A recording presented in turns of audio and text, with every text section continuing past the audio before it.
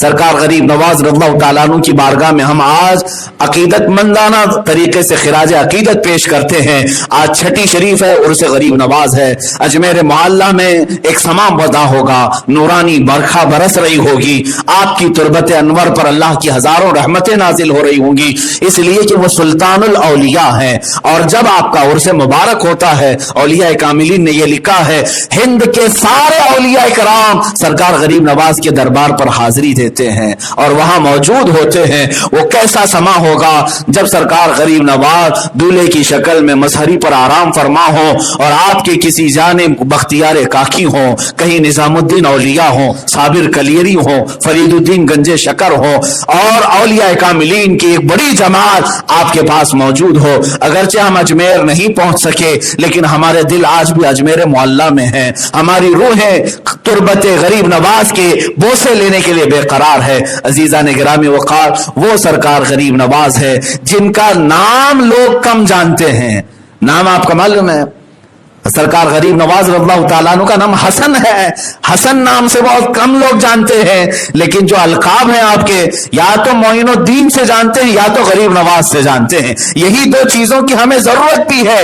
معین الدین کا مطلب ہوتا ہے دین کی مدد کرنے والا، اور غریب نواز کا مطلب ہوتا ہے غریبوں کو نوازنے والا. ہمیں یہی دو چیزیں تو چاہیے ہی، ہمارے دین کی وہ مدد کرے اور ہماری غریبی میں وہ غریب نوازی کرے. یہی دو چیزیں، اسی لیے اللہ تعالیٰ نے ہمارے درمیان انہیں انہی دو القاب سے مشہور رکھا ہے. خواجہ عثمان ہارونی رضی اللہ تعالیٰ عنہ کی بارگاہ یہ جو آپ کو لقب دیا گیا ہے، اس کی ایک وجہ میں بتا دوں. یہ دمشق کے یا بغداد کے کسی مسجد میں آپ بیٹھے ہوئے تھے، آپ کے پیر و مرشد خواجہ عثمان ہارونی بھی، خواجہ اوحد الدین کرمانی اور کئی اولیاء جو غریب نواز کے ہم اثر ہیں، ان کے زمانے کے وہ بیٹھے ہوئے تھے، اور اس وقت سبوں نے اپنی اپنی ایک کرامت کا اظہار کیا. سرکار خواجہ عثمان ہارونی نے فرمایا کہ جو تم اپنی اپنی منازل طے کیے ہو بتاؤ، کہاں کہاں تک اپنے مقامات پر پہنچے ہو.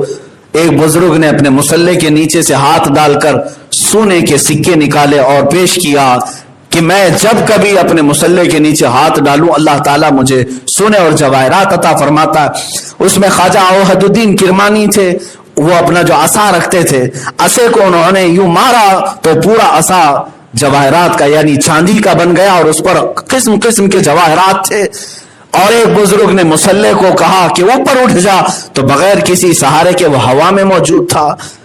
اسی اثنا میں سرکار غریب نواز خاموش بیٹھے تھے. خواجہ عثمان ہارونی نے فرمایا معین الدین تم بھی اپنی کچھ چیزیں بتاؤ. تو بڑے اصرار کے بعد آپ نے اپنے جبے میں ہاتھ ڈالا اور گرم گرم 2 روٹیاں نکال کر رکھ دی، پکی ہوئی 2 روٹیاں تھی. تو دوسرے اولیاء کاملین نے اپنے بڑے بڑے جو کرامات دکھائے، کسی نے سونے، جواہرات، چاندی اور بہت ساری چیزیں. اس میں روٹیوں کی کیا قیمت؟ تو سب وہاں رکھے ہوئے تھے، سونے، جواہرات، چاندیاں، اس میں 2 روٹیاں بھی رکھی ہوئی تھی. خواجہ عثمان ہارونی دیکھ کر مسکرا رہے تھے. اسی اثنا میں ان درویشوں کے درمیان ایک فقیر آیا اور کہا اے اللہ والوں کی مجلس، اے اللہ والوں، تمہارے گھر سے اور تمہارے دربار سے کوئی منگتا مایوس نہیں جاتا، بڑا بھوکا ہوں، بہت دیر کا بھوکا ہوں، مجھے تم لوگ کچھ کھلا دو. اس فقیر کو بلایا. خواجہ عثمان ہارونی نے اس سے وہ سونے کے سکے سب دے دیے، کہا لے کھا لے. اس نے کہا مجھے بھوک لگی ہے، بھوک لگی ہے. چاندی دے دیا، اس کو کھا لے پیٹ بھر جائے گا. اس نے کہا نہیں، وہ جو آپ کے سامنے 2 روٹیاں رکھی ہیں وہ مجھے چاہیے.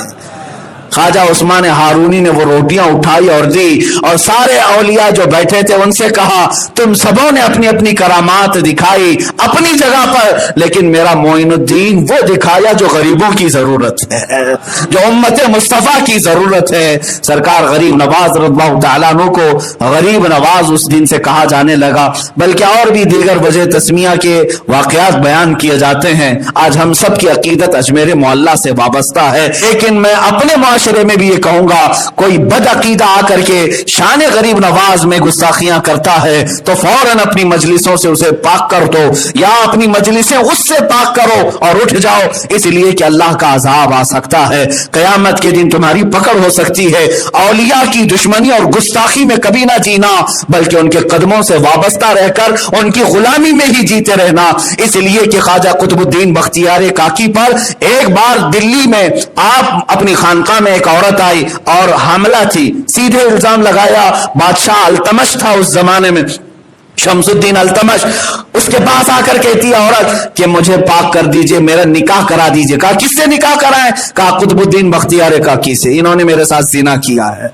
माअज़ल्लाह रब्बिल आलमीन। मेरे अजीजों, इतनी बड़ी तोहमत, पेट में बच्चा है और आकर औरत कहती है कुतुबुद्दीन बख्तियार काकी का बच्चा, ये उसके बच्चे का बाप है, निकाह करा दीजिए।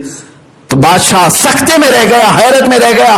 कुतुबुद्दीन बख्तियार काकी से पूछा गया, आप पसीना पसीना हो गए, आप इसी असना में आंख बंद करके अपने पीरो मुर्शिद की तरफ लौ लगाते हैं जो अजमेर मोहल्ला में थे। सरकार गरीब नवाज की तरफ लौ लगाया और कहा, ऐ गरीब नवाज, तुम्हारे गुलाम की इज्जत पर आज बात आ गई है।